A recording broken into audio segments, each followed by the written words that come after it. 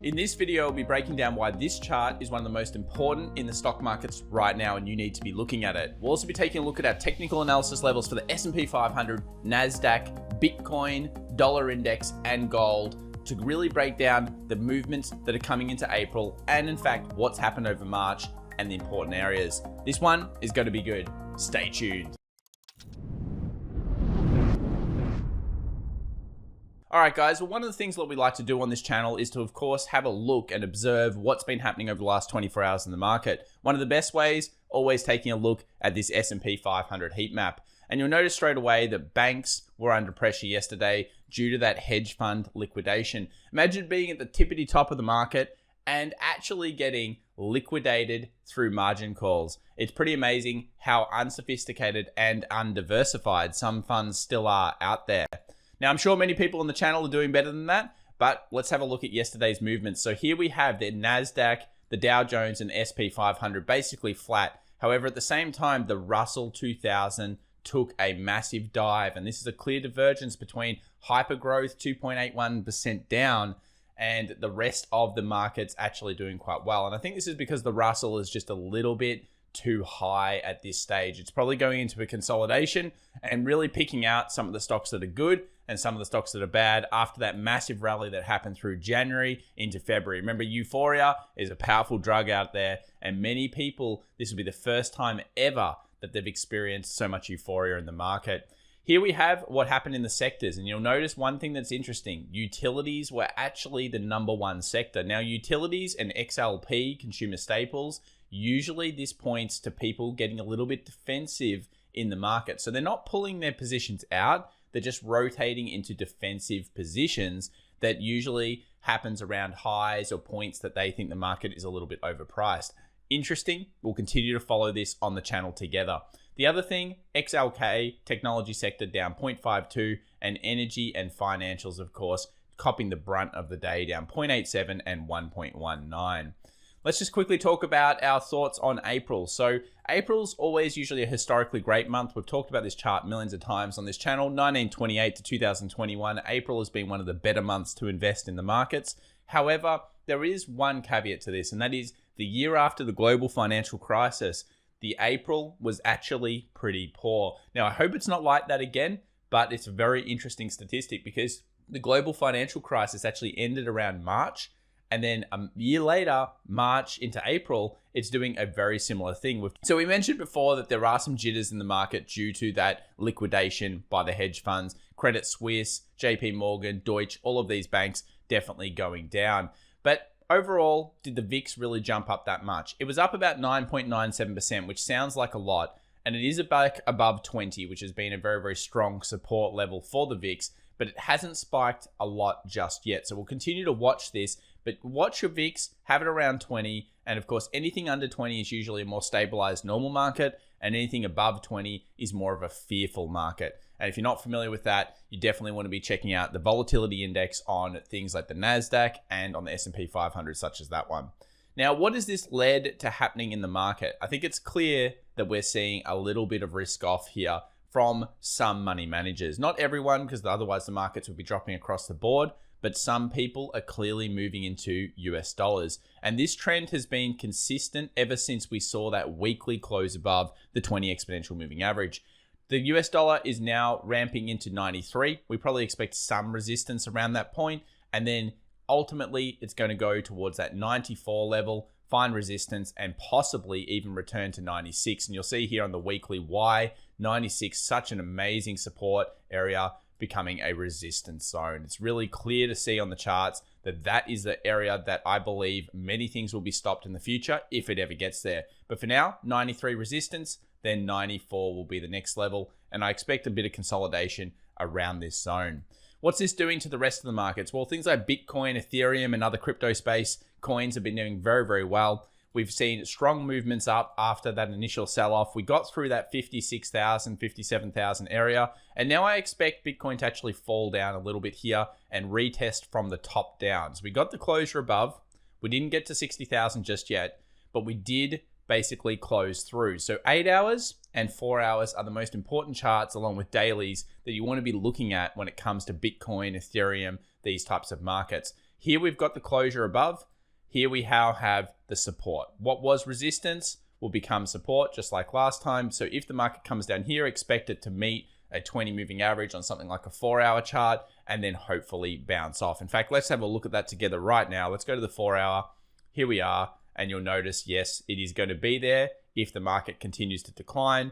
And around that point, what have we noticed? We've got a 1, we've got a 2, possibly we've got a 3 at the point of role reversal. Always cool to check these charts out, and it just shows the power of moving averages, proper structure, and sentiment in the markets. Let's take a look at gold. Gold really has not been faring well. We've had our trend line. When our trend line got broken through, we knew that it was pretty much over for gold and there was no bullish recovery in sights for now. We've had the support being reached several times. These are the charts that we drew up live on the channel. And then we had the massive closure below it yesterday. Now, if gold returns back to the 1722 area, what do we expect? Well, because this is a 1, 2, 3, 4, 5 kind of touch area, we would expect some selling pressure to continue here. And then possibly now gold's down to 1700 or even 1680. As the dollar index continues to rise, it's going to put pressure on gold and silver's doing the same thing. It's under 25. It's now moving towards 24, which will be the next support for silver. At the same time, all this is happening though. US oil is completely different. US oil is actually structuring up, and it's the first time we've featured this on the channel in some time. The reason why, it's actually got structure. We've got clear support here at the 57.50. We have resistance coming through the top. And now if we get a closure above this area here that we've labeled up, we're going to be looking to move towards the 66 again. So it's really worthwhile watching oil at this point. Lots of structure here on the market, and always worthwhile breaking down these and really thinking about, hey, is there an opportunity to the upside? We've got to remember that oil's actually now had a little significant pullback. But more importantly, look at the weekly. Check out these rejection wicks. There's clear demand here for oil. It looks to be strong right now. It looks to be moving through. And if that's your type of trade, then yeah, it's really presenting the kind of right things that you would see in the continuation through a bullish trend. Pullback, nice buy wicks. That's the type of thing that you're always looking for. Let's go over to Tesla now. Well, Tesla, a very tough zone. Clearly 600 has support. I'd be breaking this one down to more than just technicals because you're really catching a bit of a falling knife here. I would be looking for lines. And what I mean by that is you want to have a strong level of buying support all around that 600 levels when it comes to market opens. And you now need this thing at least above the 620 to really solidify the fact that it's rejected once. It's rejected twice. Let's get some follow through momentum on this right now. Points to watch over the week, going to be 650. 650, if it is reached, will now act as some form of resistance, 650 to 660. The reason why, previous structure on the support side will now act as resistance if it does come back up. You're probably going to hit things like 4-hour 20 moving averages at the same point. And of course, any daily closure underneath 600 is going to solidify this back to the 550s, possibly even back to the 500s. So it's not all good news for Tesla traders right now, but at least 600 held again yesterday. Now you want to see slingshot, follow through momentum. It's super important. And guys, I know so many out there want this to happen, and I hope it does for you, but it needs to get through the 620 and then really get back above this structure. It's like NIO. Things are just not looking great on the charts when we start looking at it and really breaking it down. Let's go now to one of the most important charts in the market. And of course, that is going to be the NASDAQ. The NASDAQ grappled with that 13,000 yesterday. It found the resistance as we expected. The day traders sold off that zone. And now in the futures, we've got 12,950. We remain stuck between 12,750, 12,800, and basically the 13,000. We get a close above 13,000. That will expose this level here, which is the 13,175 zone. And then once you get through there from a day trade, swing trade perspective, then you're starting to grapple with the 13,300. But for me, it's not just about the NASDAQ right now in the market. As I alluded to when we started this video, I'm actually looking at this one. And this is the FANG index. And the reason I'm looking at the FANG index is because it's been incredibly consistent at holding the weekly 20 exponential moving average. It's also been all over the place with wicks each way. So when we really break this down, what's happening here? The weekly is not holding low and it's not holding high. It's effectively a billion long leg dojis in here, all really showing indecision in the market. If we get decision, let's say we get decision towards the bull side and we close up above this 4,500 for the week, what's that going to say for the market? We're ready to move to the next level, led by the biggest tech stocks in the index. Now, if we don't move ahead and we move back down and get underneath this 4,200, then the market said, hey, we think it's overpriced. Month of April, you think it's going to be boom? Well, we think it's going to be bust, and there will be further momentum movement down. It's a super critical chart, and these long leg dojis, these indecision candles each way, really point to the market, telling us a clue of we don't really know where we want to go just yet, but we will tell you soon. And this is the chart that you want to be looking at and breaking down on your daily basis. I think it's a very important chart and well worthwhile having there at all points. If we have a look at the S&P 500, look, I've been a little bit slacker on this one, guys, and the reason why is the S&P 500 just really doesn't gel right now in terms of showing us any really strong technicals. We're at the resistance. We're just before 4,000. I don't expect 4,000 to be like, oh yeah, we're going to sell off this zone anymore. Effectively what this is it's coiling before. We've already done what I think is this sell-off before 4,000.